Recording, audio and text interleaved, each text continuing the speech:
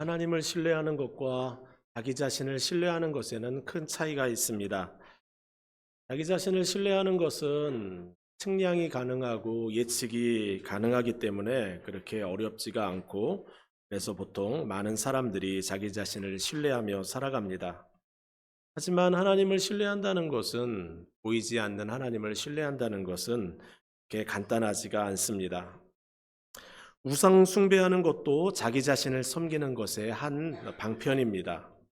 불안한 일들에 대하여 우상을 만들고 우상을 정성껏 섬기면 그 신이 나를 도와준다고 믿는 겁니다. 그런데 우상 숭배는 나를 위하여 섬기는 겁니다.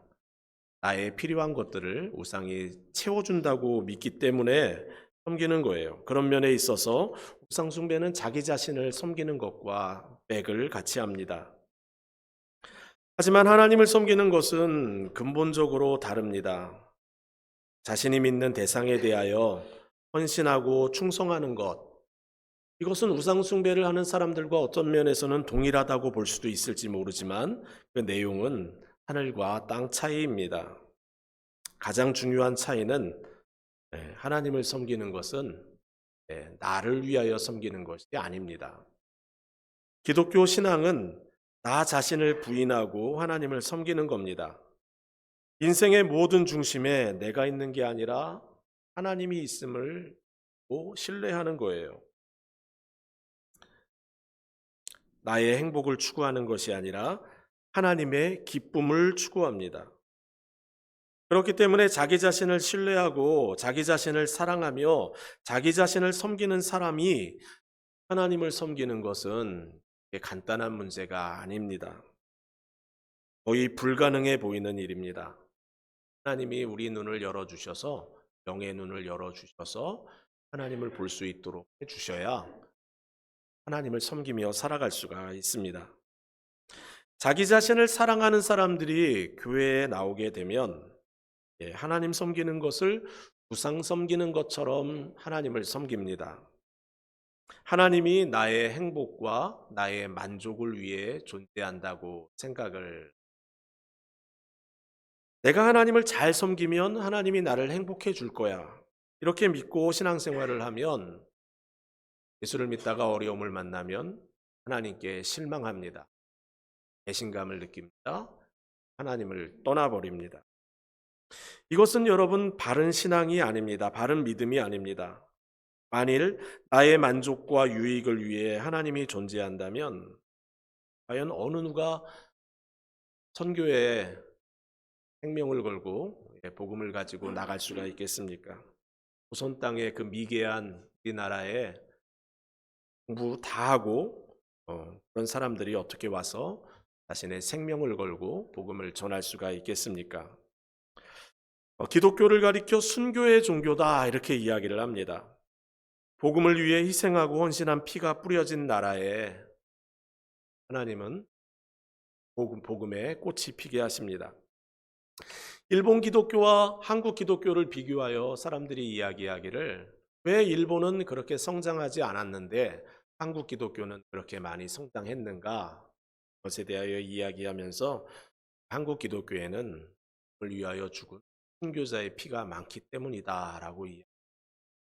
억압이 있고 박해가 있으면 없어지는 것이 아니라 들풀처럼 불처럼 활활 타올라서 복음의 그 능력이 퍼져가는 것, 이것이 하나님 나라의 역사입니다. 하나님을 믿는 것은 자기 중심적인 것이 아닙니다. 하나님 중심입니다. 오늘 본문에도 하나님 중심의 지도자들과 자기 자신을 섬기는 군중들이 등장합니다. 모세와 아론은 하나님을 섬깁니다. 하나님 편에 서 있습니다. 하나님께 순종합니다. 그런데 이스라엘 백성들은 하나님을 원망합니다. 자기중심적입니다. 나의 필요를 채워주는 신이 아니라면 필요 없다고 생각합니다. 오늘 사건을 가리켜 오늘 본문은 이스라엘 백성들이 하나님을 신뢰하지 않았던 10번째 사건이라고 이야기를 합니다.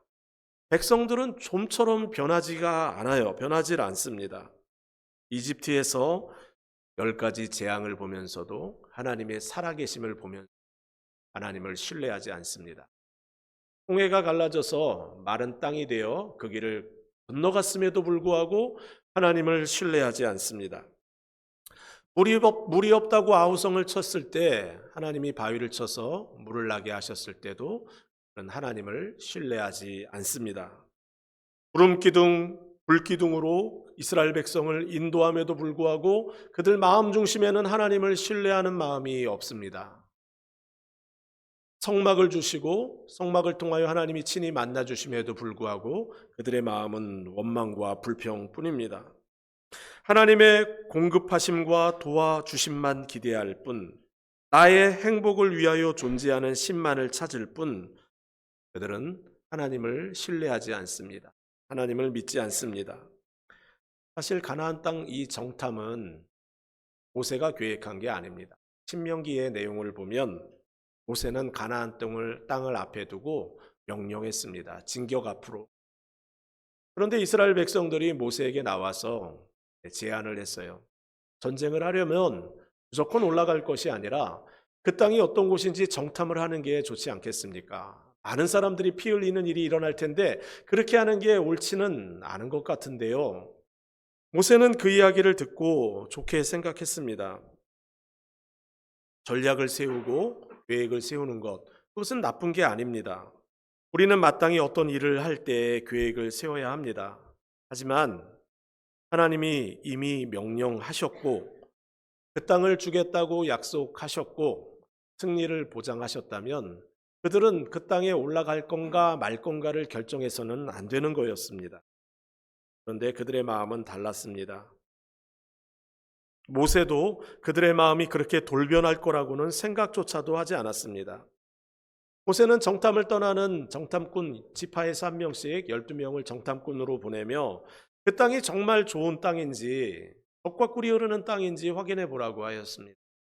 그리고 전쟁을 해야 되니까 그들이 어느 지역에 성을 이루고 사는지, 평지에서 진영을 이루고 살고 있지는 않은지 확인하라고 하였고, 그들의 무기가 얼마나 강한지, 과연 전쟁을 해서 이길 수 있는 싸움일지를 확인해 보라고 하였습니다. 40일이 지나고 정탐꾼이 돌아왔을 때 그들의 보고는 실망스러웠어요. 모세는 그들에게 이 방법으로 이쪽 길을 선택해서 올라가면 좋겠습니다. 이런 이야기를 듣기를 원했습니다. 그런데 그들의 대답은 적군이 워낙 강하고 그들의 성읍은 난공불락의 요새와도 같아서 거의 불가능합니다.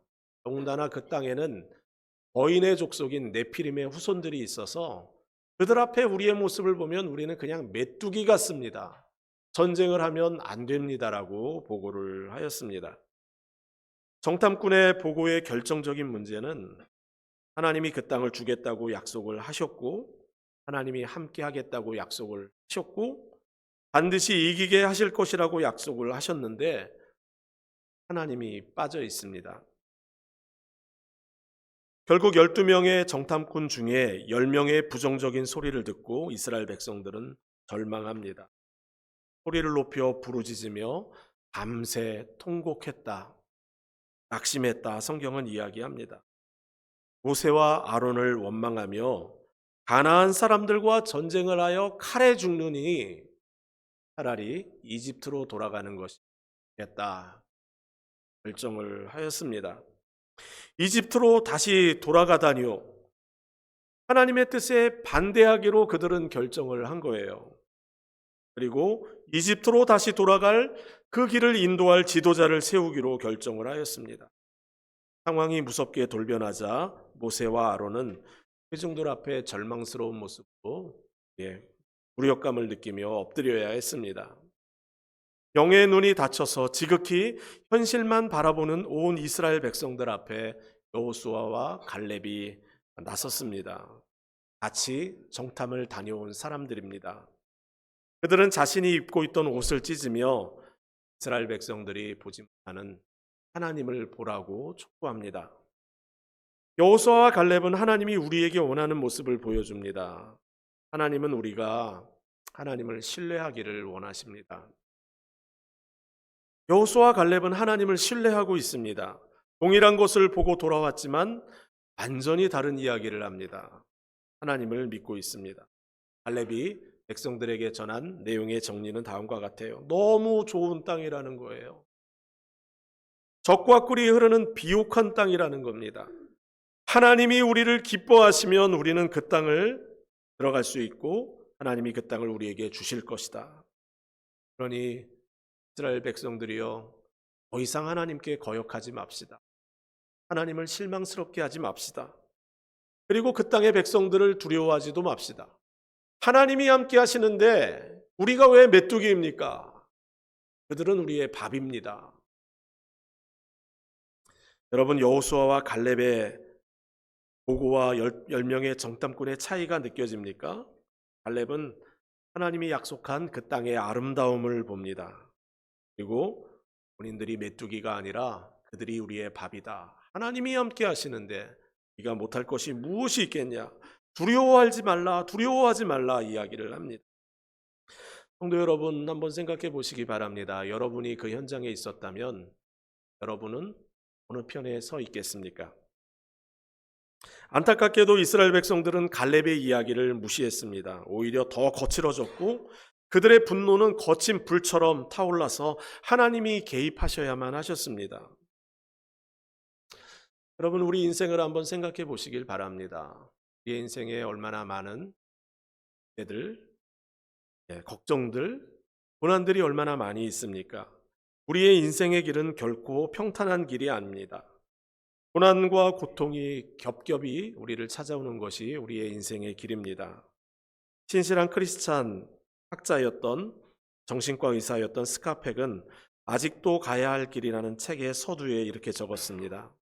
삶은 고해다, 고통의 바다다. 이것은 삶의 진리 가운데 가장 위대한 진리다. 그러나 이러한 평범한 진리를 이해하고 받아들일 때 삶은 더 이상 고해가 아니다. 실제로 그렇습니다. 수도 없는 인생의 문제들이 우리의 마음을 짓누르고 우리를 찾아옵니다. 돈 문제, 신분 문제, 자녀 문제, 직장 문제, 인간관계 문제, 이런 문제들로 밤잠을 설치며 동스럽게 고민하는 날들이 우리에게 하루 이틀이 아닙니다. 그럴 때 하나님이 우리에게 원하는 것이 있어요. 하나님을 신뢰하는 겁니다. 하나님을 신뢰하는 게 과연 어떤 의미를 가질까요? 저희 아이들이 어렸을 때 자이언 캐년을 다녀온 적이 있습니다. 그때 저희 딸 아이가 한 4살 정도 되었는데 엄마 껌딱지였어요. 잠을 잘 때도 엄마를 보고 잡니다. 엄마랑 같이 얼굴을 마주보고 자는데 엄마가 등을 돌리면 막 성질을 냅니다. 왜 본인을 안 보고? 딱 달라붙어서 떨어지지를 않아요.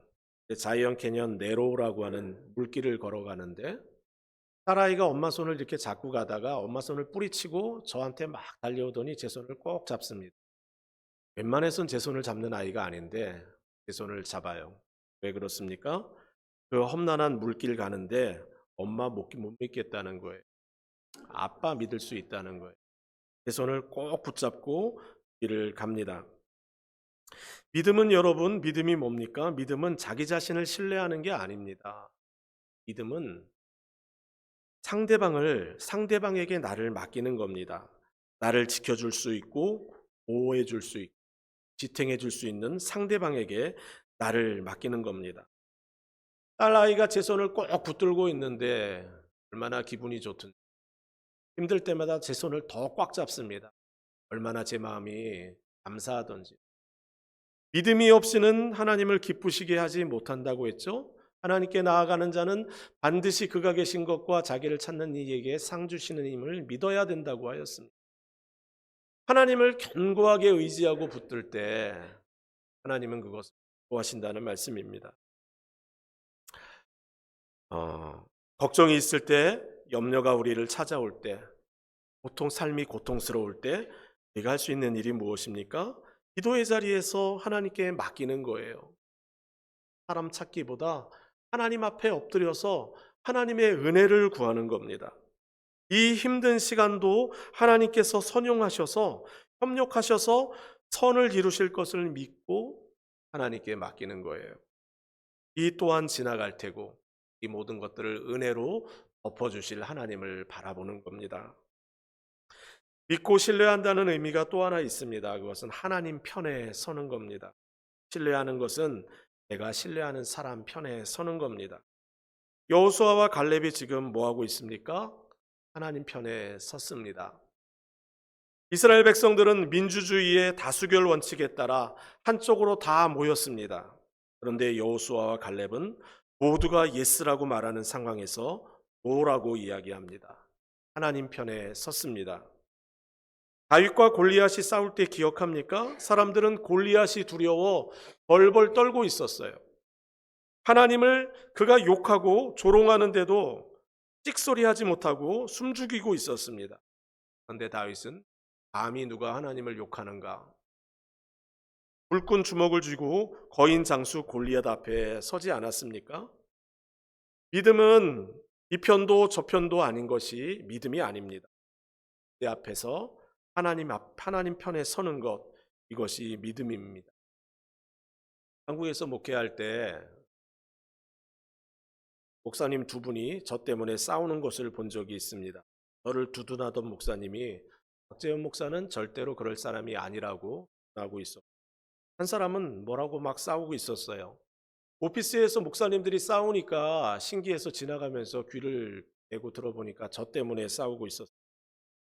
뭘 가지고 싸웠는지 기억은 나지는 않아요. 그런데 그날 이후로 그 목사님은 저의 영웅이 되었습니다. 목사님의 건강과 목회와 그분이 하는 모든 일들이 저의 기도 제목이 되었고 늘 그분과 함께하고 싶은 마음을 갖게 되었습니다. 하나님의 마음도 그렇지 않을까요? 우리가 하나님만 의지하고 상황에 주눅들지 않고 담대하게 서서 하나님 편에 설 때 하나님 마음이 얼마나 뭉클할까요? 하나님만을 의지하며 살았던 다윗은 자신의 인생을 이렇게 표현했습니다.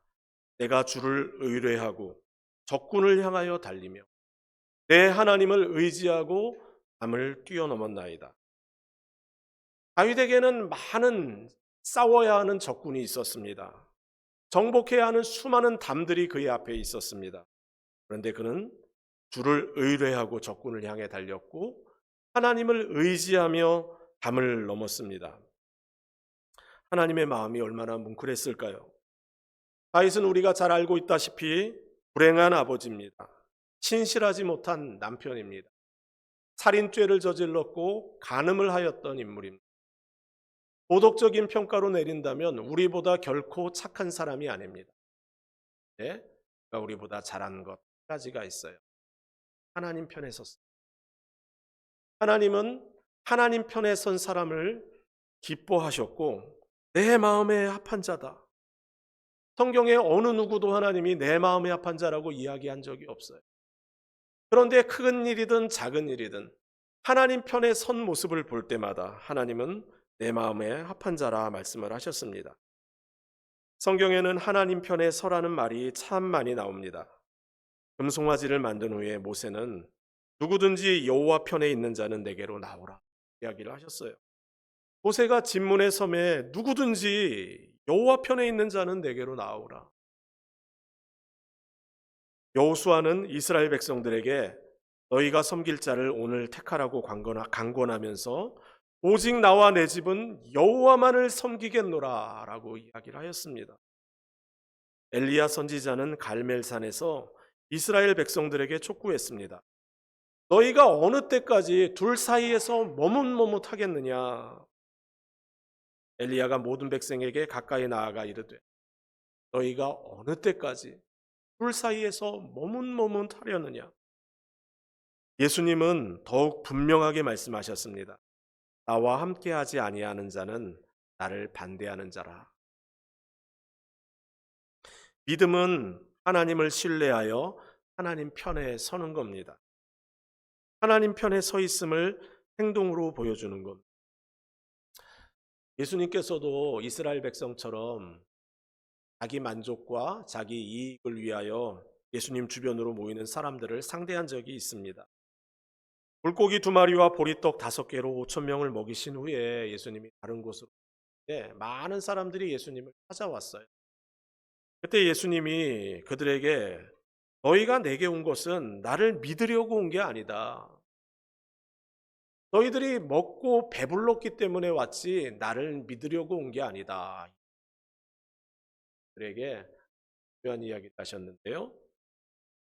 하나님의 일을 하는 것은 특별한 것이 아니다. 예수를 믿는 것이 곧 하나님의 일을 하는 것이라 하셨어요. 그들이 묻되 우리가 어떻게 하여야 하나님의 일을 하오리까? 예수께서 대답하여 이르시되 하나님이 보내신 이를 믿는 것이 하나님의 일이니라. 우리가 하나님의 일을 하기를 원하죠? 그러면 하나님의 일이 뭐라고 합니까? 신뢰하는 것, 믿는 것, 이것이 하나님의 일이라고 이야기를 합니다. 우리는 하나님을 믿어야 합니다. 하나님을 신뢰하고 하나님 편에 서야 합니다. 하나님을 믿으며 적군을 향해 달리고 하나님을 믿으며 장애물을 뛰어넘어야 합니다. 하나님이 원하는 믿음은 우리가 하나님에게서 무엇을 얻어내느냐의 문제가 아니에요. 우리에게 생명 주신 하나님께 감사하는 마음으로 주님 편에 서는 겁니다. 통일교가 한국에서 급성장할 때에 통일교 그 진영 안에 들어가서 통일교 안에 들어가서 문선명은 재림 예수가 아니고 성경에 나온 예수님만이 참 지하다라고 선언했던 한 대학생이 있었습니다. 참 담대하죠. 통일교 안에 들어가서 한판 붙은 거예요. 그날 이후로 그 학생은 많은 협박과 위협을 받았습니다. 통일교의 위협과 협박이 말에서 그치지 않고 실제로 사람들을 해치는 일도 있다라는 이야기를 듣고 교계의 어르신들이 학생을 미국으로 유학을 보냈습니다. 분이 미국에서 나성한인교회에 담임 목회를 하셨고 후에는 총신대학교 제가 공부했던 학교에 돌아와서 섬기셨던 총장이셨던 김환 박사님입니다. 저는 그분이 총장일 때 학장 생활을 보냈는데요. 그 전과 후가 너무 달라요. 총장님이 오시기 전에는 학생들이 민주화 운동에 따라 열심히 데모하고 다녔어요. 드럼통에 불을 붙여 아래로 굴러내리기도 하고 총장실을 검거하여 불을 잠가버리기도 아주 거세게 그렇게 세상과 똑같이 살았습니다. 그런데 총장님이 오시고 난 다음 학교가 기도하는 곳이 되었습니다. 말씀을 연구하는 곳이 하나님의 종들이 훈련되는 곳이 되었습니다. 하나님 편에 서면 하나님이 보호하시고 하나님이 지키시고 하나님이 사용하십니다. 우리가 아무도 모르는 자리에서 홀로 하나님 편에 설 때에 하나님은 우리를 기억하십니다. 만약에 우리가 하나님을 신뢰하지 못한다면 어떤 일이 벌어질까요? 하나님에 대한 불신은 항상 결과를 초래하게 되어 있습니다. 하나님을 신뢰하지 못하는 사람들은 그 결과를 스스로 감당해야 합니다. 끝없는 불평과 불만으로 하나님을 신뢰하지 않는 이스라엘 백성들에게 하나님이 화가 나셨어요. 그에게 말씀하셨습니다. 전염병을 일으켜서 여기 이스라엘 백성들 다 죽이고 이제 너를 통해서 새 민족을 내가 시작하고 싶다. 모세는 지금 두 진영의 이야기를 듣고 있어요. 한 사람들은 그냥 엄청 많은 200만 명의 사람들이 모세를 죽이고 새로운 지도자를 세우자고 이야기하고 그래서는 모든 이스라엘 사람들을 죽이고 모세만 새로 세우자고 이야기를 여러분 모세 입장에서 어떤 일을 결정해야 합니까? 어떤 편에 서기를 결정해야 합니까? 이것은 그렇게 어려운 일이 아니에요. 너무 쉬운 일입니다. 그런데 이런 일이 모세에게 지금 첫 번째 일어난 일이 아닙니다. 모세가 시내산에 올라갔을 때 이스라엘 백성들이 금 고리를 모아 송아지를 만들었을 때 그때도 예수님이 똑같은 제안을 하셨어요. 내가 지긋지긋하다. 이 백성들 다 쓸어버리고 모세 너와 너의 백성을 다시 시작했으면 좋겠다. 그때도 그랬고 지금도 하나님은 동일한 이야기를 하셨어요. 그런데 모세는 그때도 그랬고 지금도 동일합니다. 개인적인 야망이 조금도 보이지 않습니다.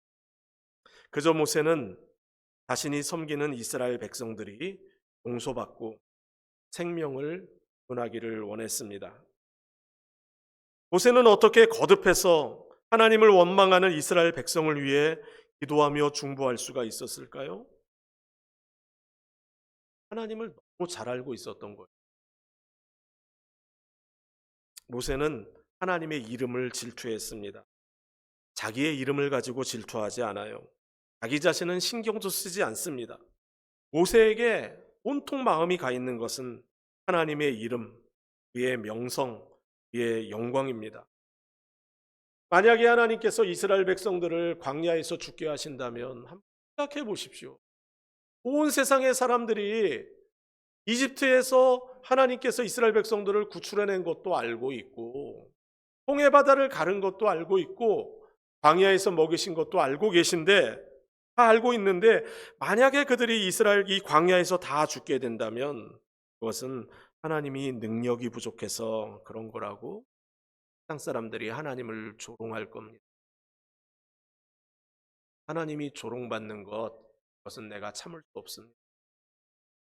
모세는 하나님이 무능하고 약속에 불성실한 분으로 소문나는 것을 견딜 수가 없었습니다. 모세는 하나님의 영광, 하나님의 이름, 하나님의 명성이 손상되는 것을 참을 수가 없었습니다. 뿐만 아니라 모세는 하나님의 성품을 기억합니다. 하나님은 오래 참으시는 능력이 있다는 것을 기억했어요. 모세는 하나님께서 거룩한 사랑으로 행동할 것을 알고 있었습니다. 그래서 용서를 구합니다. 그래서 모세는 하나님께 큰 권능을 나타내 달라고 요청합니다. 모세가 요청한 권능이 어떤 권능입니까? 이제 구하옵나니 큰 나타내시옵소서. 저 큰 권능이 어떤 겁니까? 주께서 말씀하신 대로 이르시기를 하나님은 노하기를 더디하시고 인자가 많아 죄악과 허물을 사하신다 이렇게 이야기하죠. 하나님이 어떤 능력을 가지고 있다고요? 노하기를 더디하는 능력. 인자가 많아 죄악과 허물을 사하는 능력입니다. 다음 구절 19절에도 이렇게 되어 있어요. 구하옵나니 주의 인자하심의 광대하심을 따라 이 백성의 죄악을 사하옵소서. 하나님의 사랑이 얼마나 크다고요? 광대하대요. 언제부터 용서하셨다고요? 애굽에서부터 지금까지 거듭해서 하나님께 실망을 주는 이 백성을 용서하신 것과 같이 해달라고 합니다. 바울 사도가 그렇게 이야기했죠. 사랑은 오래 참고 모든 것. 하나님의 사랑이 그렇다. 이에 대하여 노하기를 이해하십니다. 내 참으십니다. 오래 참고 기도하며 용서하는 분이십니다. 그래서 모세는 그 하나님께 용서를 구합니다. 그런데 하나님의 그 사랑을 표현하기를 거룩한 사랑이라고 제가 이야기를 했어요. 위에 능력을 보여달라며 이렇게 간구합니다. 하나님은 형벌받는 자는 결탄코 사하지 아니하시고 아버지의 죄악을 자식에게 갚아 참사대까지 이르게 하는 분이시다. 하나님의 사랑은 다 덮어주는 게 아니에요. 성도 여러분 기억하시기 바랍니다. 성도가 죄를 짓고 용서를 구하면 하나님은 용서하십니다. 하지만 우리는 죄의 대가를 감당해야 합니다. 다윗이 살인죄와 간음죄를 저지른 결과가 무엇입니까? 하나님은 여러분 그 가정에 일어났던 걸 기억합니다. 자녀들 사이에 성범죄가 일어나고 자녀들이 부모의 침상을 범. 자녀가 아버지를 죽이겠다고 왕위를 차지하겠다고 섭니다. 다윗은 살인죄와 간음죄로 인하여 하나님의 용서를 받았지만 죄의 형벌을 다 고스란히 받아야 했습니다. 성도 여러분, 이스라엘 백성들도 그 대가를 치러야 했습니다. 불신의 대가는 치명적이었습니다. 하나님이 이스라엘 백성들에게 가나안 땅을 밟지 못할 것이라고 하셨습니다. 전쟁에 나갈 수 있는 20살, 20살을 기준으로 하여 20살 이상은 광야에서 다 죽을 20살 이하만 가나안 땅을 밟을 것이라고 하였고, 너희가 40일 동안 땅을 정탐했는데 40일을 기준하여 40년 동안 광야에서 모두가 죽을 것이라고 하였습니다. 오직 여호수아와 갈렙만 생존하여 가나안 땅을 정복하고 그 땅을 유업으로 받았습니다. 또 여러분, 하나님에 대한 불신은 죄입니다. 하나님에 대한 불신은 치명적인 결과를 일으킵니다. 하나님이 우리의 죄를 용서하실 때 그냥 써놓고 용서해 준 게 아니잖아요. 우리 대신 예수님, 하나님의 아들 예수 십자가에 못 박아 우리 대신 죽으시지 않았습니까? 하나님의 사랑은 큰 사랑입니다. 예수님의 핏값으로 용서를 받아 하나님의 자녀가 된 성도는 하나님을 신뢰하며 믿음으로 살아야 합니다. 지난 목요일 새벽에 우리와 함께 신앙생활하던 이 권사님이 수천하던 1년 동안 권사님 가정을 많이 방문했어요. 암투병으로 참 고생을 많이 하셨습니다. 죽음과 어떤 질병에 대한 두려움이나 염려 만큼도 없으셨어요. 평안하셨습니다. 오히려 신앙에서 떠난 친구들이 다시 주님께 돌아오기를 기도하며 자녀들이 믿음 안에서 주께로 가까이 나오는 것을 이야기하며 감사해 하셨습니다. 존 파이퍼 목사님, 당신의 암을 낭비하지 마십시오라는 주제를 가지고 제가 설교했을 때 그 책을 구입해서 읽으시고 묵상하시며 매일같이 감사하는 삶을 하루도 낭비되지 않는 삶을 살려고 애를 쓰셨습니다. 여러분, 권사님의 마음에 있었던 그 기쁨과 평안을 어떻게 설명할 수가 있을까요? 보통 사람 같으면 다 염려하고 걱정하고 근심할 텐데 내 염려와 걱정, 교회인 미시간 한인 장로교회와 자녀들을 위한 믿음 생활에 대한 걱정이었습니다. 권사님과 함께 했던 지난 1년이 그게는 참 선물과도 같은 시간이었어요. 께서 맡기신 경주를 다 마치고 믿음을 지키고 그토록 사랑하는 주님 품에 안기셨는데 참 성도지만 존귀하다 하는 생각이 들었습니다. 그리고 많이 그립다 하는 생각이 벌써부터. 하나님은 우리가 권사님처럼 하나님을 신뢰하며 죽음 앞에서도 평안한 그 평안을 우리가 누리며 살기를. 오늘 우리 앞에는 원망과 불신과 걱정으로 하나님을 불편케 하는 생활과 삶과 하나님을 전적으로 신뢰하며 감사와 기쁨과 평안으로 살아갈 수 있는 삶이 우리 앞에 놓여 있습니다. 하나님은 우리 모두가 모세처럼 여호수아 갈렙처럼 하나님을 온전히 신뢰하는 삶으로 살아가기를 원하십니다. 성도 여러분의 삶에 여러분의 마음을 짓누르는 삶의 문제는 무엇입니까? 하나님을 신뢰할 수 있으시겠습니까? 오직 믿음으로 하나님이 우리에게 허락하신 새로운 땅, 가나안 땅을 정복하는 믿음으로 할 수 있는 저와 여러분 되시기를 주의 이름으로 부탁드립니다. 함께 찬양하겠습니다.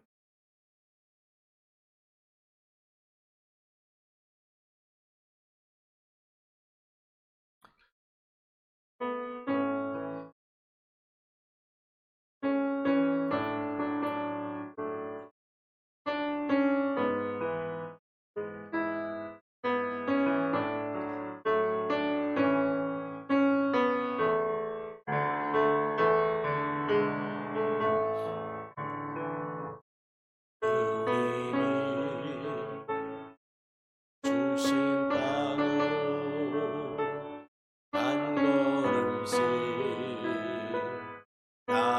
나갈 때에 수많은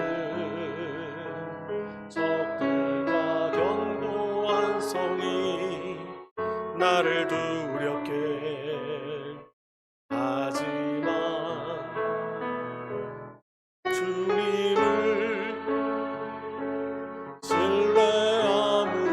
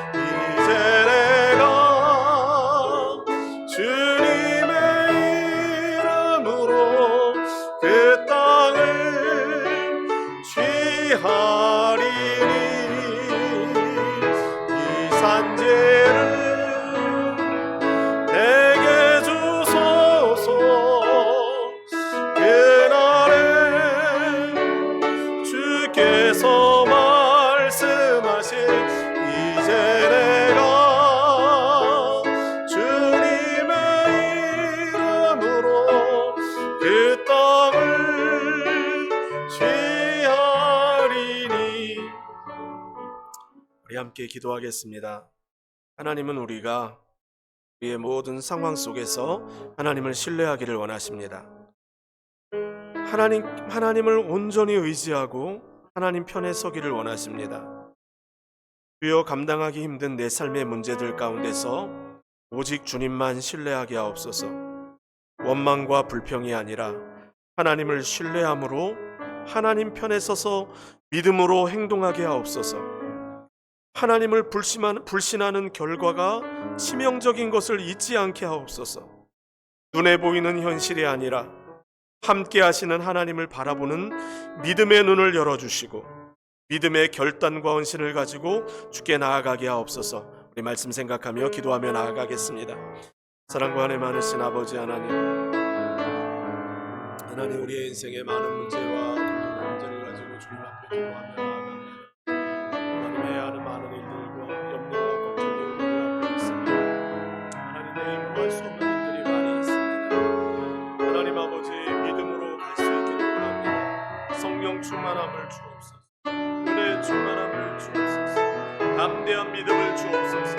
담대한 은혜를 주옵소서. 성령의 충만함을 주님 우리에게 허락하세요. 주님, 믿음으로 걸어가게 하옵소서. 믿음으로 이기게 하여 주옵소서. 믿음으로 주의 편에 서게 하여 주옵소서. 온전히 주님 신뢰하게 하여 주옵소서. 하나님의 은혜만을 사모하며 하나님의 능력을 의지하며 믿음으로 걸어가게 하여 주옵소서. 우리의 눈을 열어 주님을 보게 하여 주옵소서. 우리의 믿음의 눈을 열어 주를 보게 하여 주옵소서.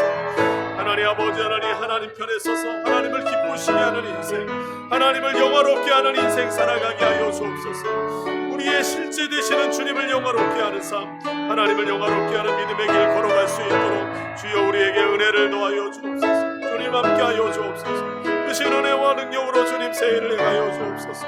주님 역사하시고 주님 인도하여 주옵소서. 예수님의 이름으로 기도드립니다.